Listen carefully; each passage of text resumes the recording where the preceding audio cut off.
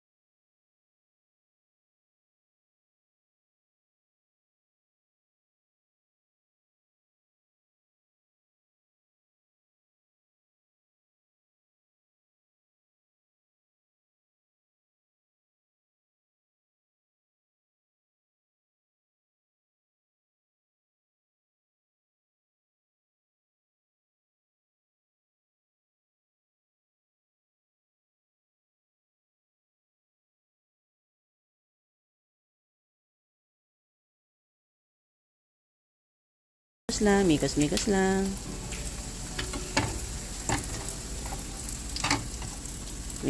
lang. Mikas lang.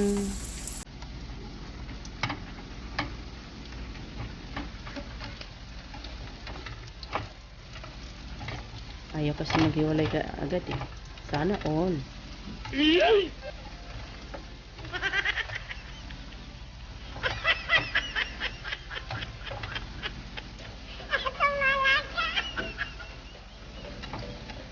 Ayan, itabi na natin to at isunod natin yung ating yellow onion, pero white siya.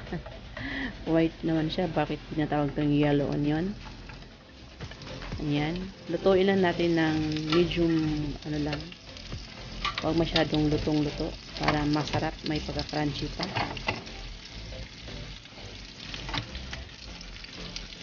Nagdagan ulit natin ng olive oil.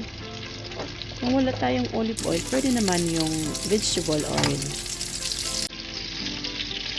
Steak daw, dapat olive oil.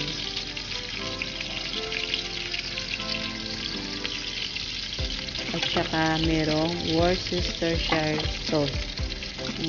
Worcestershire sauce. Yan yung nagpapasarap dyan.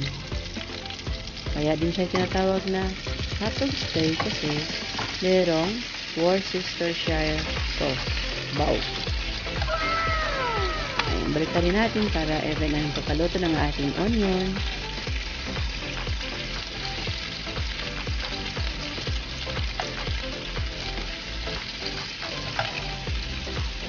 Flip lang natin ng konti. Ayan.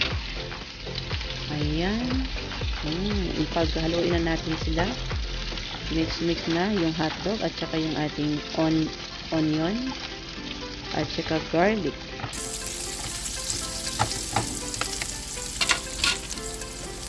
Ayan, tapos na. At ito na guys ang ating hotdog steak. Mikos.